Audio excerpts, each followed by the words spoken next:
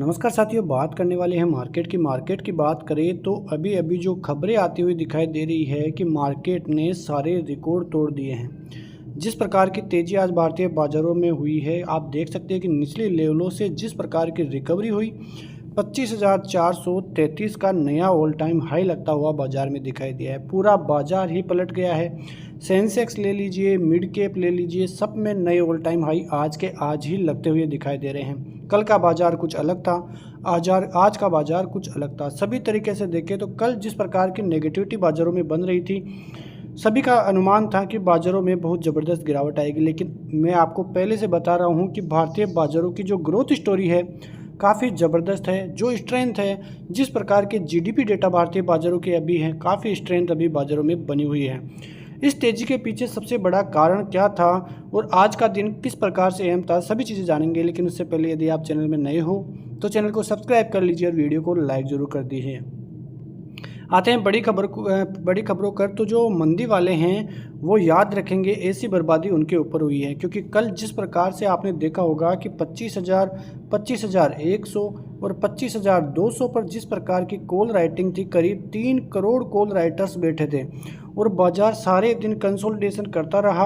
और 2 बजे जिस प्रकार की तेज़ी हुई, 5 मिनट में ही आपको 150 से 200 पॉइंट की तेज़ी देखने को मिली। और जो कॉल राइटर्स थे वो पूरी तरह से बर्बाद होते हुए नजर आए हैं। उनको मौका भी नहीं मिला है बाजार से निकलने का और उनके जो पोर्टफोलियो हैं वो बहुत बुरी तरीके से उनके ऊपर पलटवार करते हुए दिखाई दे रहे हैं। अब सूचना ये मिल रही है, संकेत ये आ रहे हैं कि सितंबर में ही जो 26,000 का लेवल है बाज़ारों में आता हुआ दिखाई दे सकता है।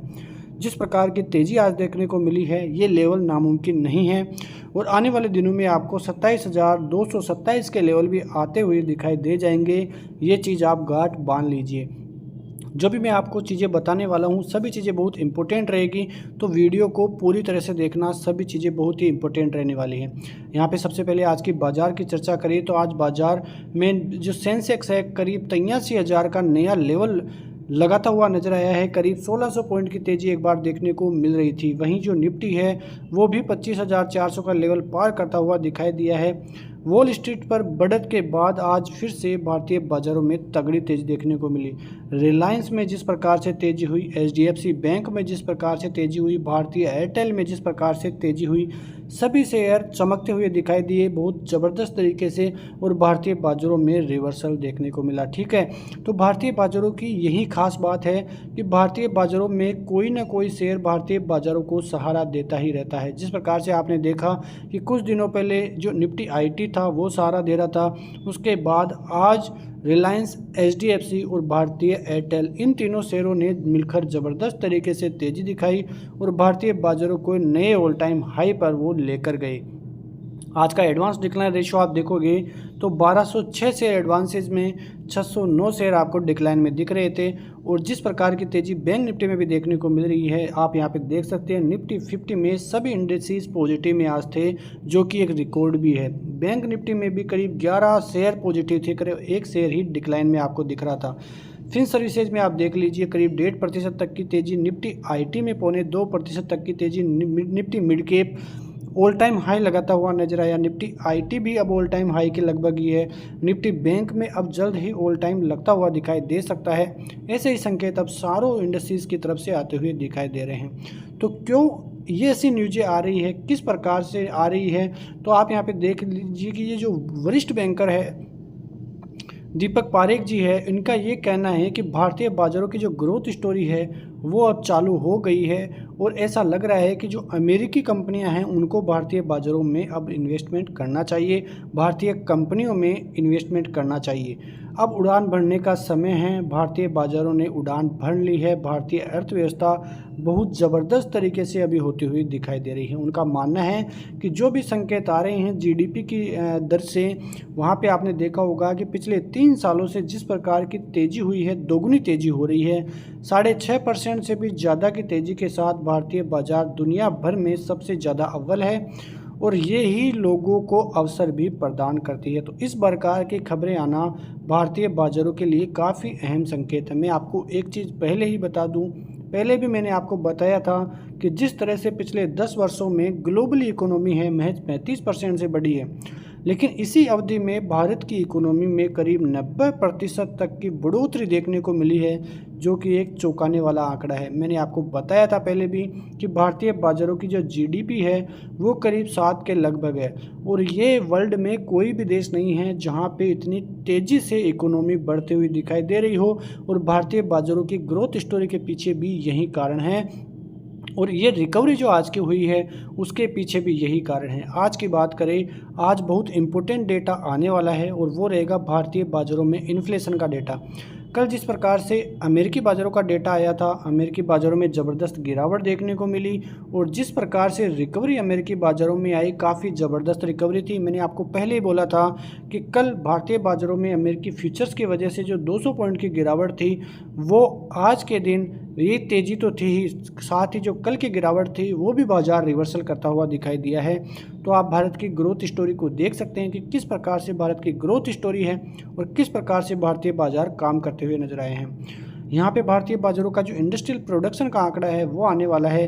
पिछली बार 4.20 था, 4.70 अब की बार एक्सपेक्टेड है। आने वाला क्या है वो देखने वाली बात रहेगी, लेकिन एक आंकड़ा जो आपको चौंका देगा वो है भारतीय बाज़ारों के इन्फ्लेशन का आंकड़ा। पिछली बार 3.54 आया था, अब की बार 3.55 एक्सपेक्टेशन जताया जा रहा है। यानी कि कुल मिला के देखें तो सही तरीके से अनुमान अब की बार भी है। आरबीआई गवर्नर का जो आंकड़ा था वो 4% से नीचे उनका टारगेट है। उन्होंने साफ कहा था कि यदि 2 से 3 क्वार्टर ऐसे ही आंकड़े आते हैं 4% के लगभग, तो भारत में भी जल्द ही रेट दरों में कटौती देखने को मिल सकती है। तो ये बड़ी खबरें भारतीय बाज़ारों के लिए होगी। उसके अलावा आज ही जो यूरोपियन यानी कि इंग्लैंड का जो यूरोपियन सेंट्रल बैंक है वहाँ पे रेट कट के संकेत आते हुए दिखाई देंगे।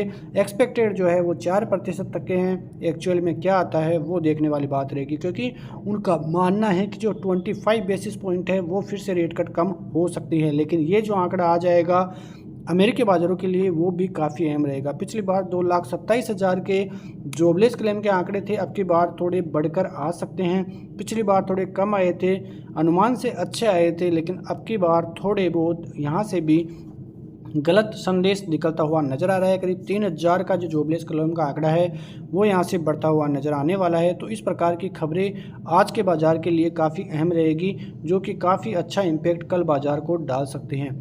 अब जो है सभी आंकड़ों पर नज़र जेरोम पावेल की है। जबकि कल आंकड़ा आया था अमेरिकी बाज़ारों के इन्फ्लेशन का, तो अमेरिकी बाज़ारों में जिस प्रकार की गिरावट देखने को मिली थी, लेकिन जो सीपीआई आंकड़ा आया उसके बाद लोगों को समझ आया कि किस प्रकार के इन्फ्लेशन के आंकड़े हैं, और 0.25 की बेसिस दर के आंकड़ों जो रेट कट है वो देखने को मिलेगी, और ज़बरदस्त तरीके से रिकवरी अमेरिकी बाज़ारों में कल देखने को मिली है। अब जेरोम पावेल क्या सोच रहे हैं वो देखने वाली बात रहेगी, क्योंकि जो सबसे इम्पोर्टेंट डेटा आएगा वो 17 और 18 तारीख को आएगा, जब फेड की मीटिंग होगी, और फेड किस प्रकार से ब्याज दरें रखता है उस पर पूरे तरीके से अब जो ग्लोबल मार्केट है वो टिके हुए हैं। लेकिन फिलहाल भारतीय बाज़ारों की तरफ से ऐसी कोई नेगेटिव न्यूज़ नहीं है। कल हम चर्चा कर रहे थे, बाज़ार में क्लोजिंग हुई, हम मान रहे थे कि बाज़ार यदि 25,080 का लेवल तोड़ेगा उसके बाद आपको बड़े लेवल देखने को मिलेंगे।